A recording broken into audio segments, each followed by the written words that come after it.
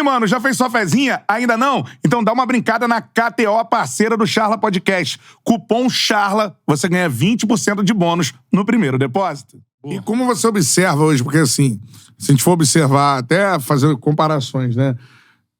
No Rio de Janeiro e até no Brasil, né? Tudo é levado em relação ao resultado esportivo. E nem sempre é assim. Então, por exemplo, você, no momento em que o Botafogo estava no início do ano, a SAF do Botafogo é muito ruim. Exatamente. No momento que o Botafogo é o líder do campeonato, a SAF do Botafogo é espetacular. Não, e mais do que isso, a SAF do Botafogo passou por situações de inadimplência, por exemplo, em relação às dívidas, que, por exemplo, não pouco se falou.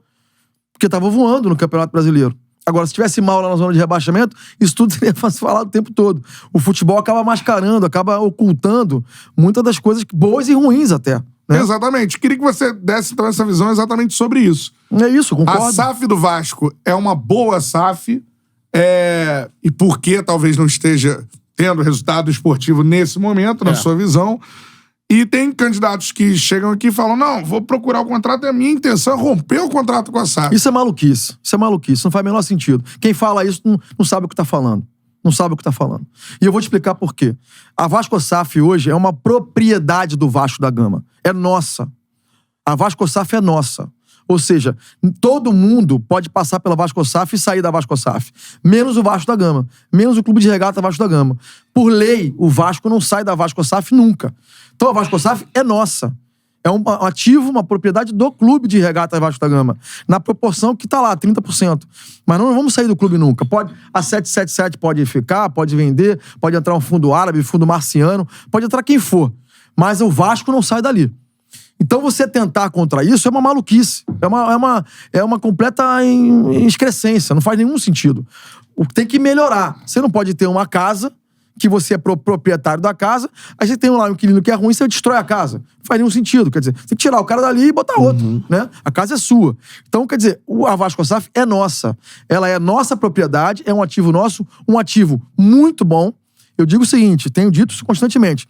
A SAF é um modelo que veio para ficar e que será adotado por quase todos, vou dizer todos porque, né, todos pode ser que sejam, mas assim, certamente por todos os principais, pela maioria dos principais clubes do Brasil, sem dúvida nenhuma. Em torno de 5 anos, nós não vamos estar mais discutindo isso. SAF é o normal. O anormal vai ser, por que esse cara não vê lá no SAF ainda? Por quê? Porque é, de fato, o veículo mais seguro para captar recursos e dar condições de competitividade para os clubes. Todos os clubes... Outro dia estava vendo uma declaração do presidente do Atlético Paranaense falando sobre isso. Nós batemos no teto. Não tem mais como trazer mais dinheiro. Por quê? Porque aquele modelo associativo, amador, ele tem uma série de dificuldades de segurança para o investidor colocar recurso ali. Eleição, por exemplo, a cada 3 anos. O modelo político e não o modelo empresarial, profissional, né? Que, claro, traz mais dificuldades, né, de gestão, falta de transparência, falta de regulação, falta de controle externo. Seria uma série de razões que levam à dificuldade de você trazer o torcedor tem que entender que a SAF ela vai se moldar à necessidade do clube, né? Claro. O Vasco, o Botafogo estavam num momento de, vamos dizer, desespero, é uma salvação. Existem outros clubes que vão virar SAF por outros motivos. O Atlético Paranaense é um. Claro. Bateu no teto, então eu quero aumentar meu ganho, eu tenho uma SAF. Flamengo pode ter outra ideia, outra coisa. Construir um estádio. E o clube pode fazer uma SAF e ser dono 100% dessa SAF. Exatamente. Ele não tem que vender exatamente a SAF. Exatamente. Mas ele criou um instrumento diferente, um instrumento regulamentado, um instrumento seguro, um instrumento que obriga, por uma questão de legislação, transparência, governança, que permite que o investidor venha com mais segurança. Então, naturalmente, você abre uma outra janela, um outro teto de investimento para aquele clube. Então, a SAF, na verdade, é um grande avanço. A SAF eu diria o seguinte, que é, sem dúvida nenhuma, um dos instrumentos mais importantes da história do futebol brasileiro nos últimos anos. Seguramente. E isso vai se transformar, quando a Liga ficar de pé em breve, aí vai ficar ainda mais evidente a necessidade dos clubes virarem SAF. Então, o que eu acho? Eu acho que quando esses clubes... Acho não, estou convicto. Quando isso se pacificar e quando os clubes começarem a se tornar SAF, o Vasco já vai estar consolidado. A sua SAF vai estar consolidada. E aí que eu digo o seguinte, não tem nada a ver com a 777. A 777 é um sócio. A 777 é um dos sócios. É um acionista da Vasco SAF. E eu não estou aqui defendendo a 777. Muito pelo contrário. A 777 trouxe uma série de inseguranças para o nosso negócio. É o contrário. Tô falando da Vasco SAF.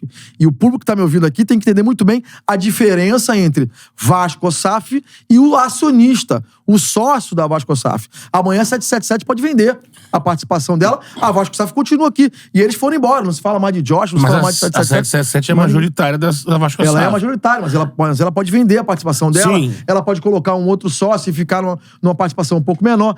Pode haver uma série de desenhos novos, aí que tá a beleza desse negócio, que permite que um novo conjunto de acionistas assumam a Vasco SAF. Sim. E dependendo do que acontecer no futuro, por que não o Vasco com 30% ser o majoritário?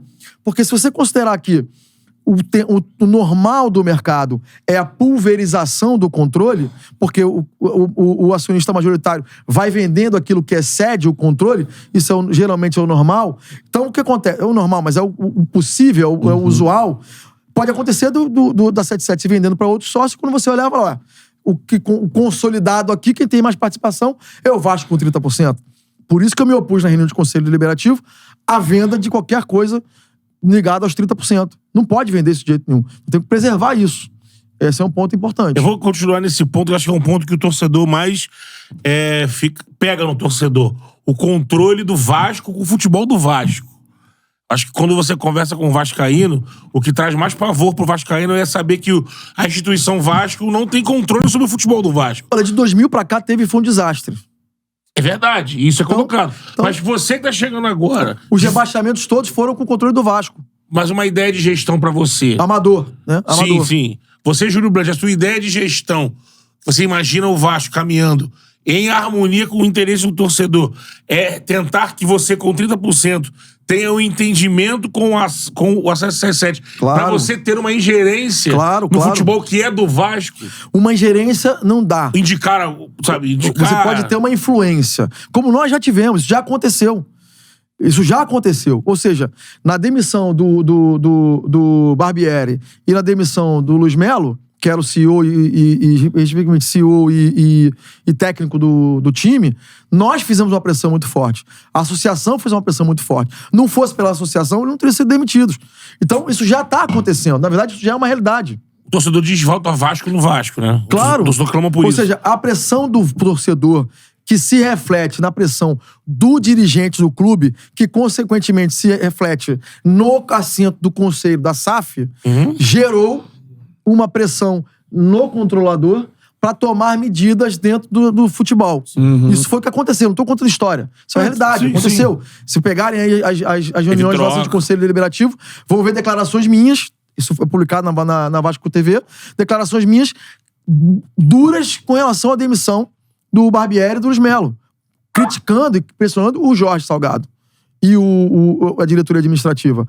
E eles, que são os nossos dois representantes do Conselho de Administração, o Jorge Salgado e o Roberto Tucstrada, primeiro é o presidente e segundo o vice, eles no Conselho pressionaram muito para que isso acontecesse. E nós, claro, usamos a nossa pressão com a imprensa. Eu, particularmente, tenho uma voz muito, muito importante na imprensa.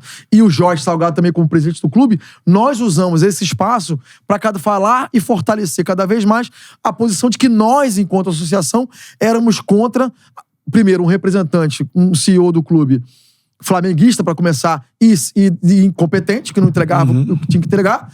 E segundo, um técnico que não comportava, que não estava de acordo com as expectativas, com a visão do que nós entendíamos que era a visão e a postura do Vasco da Gama em campo.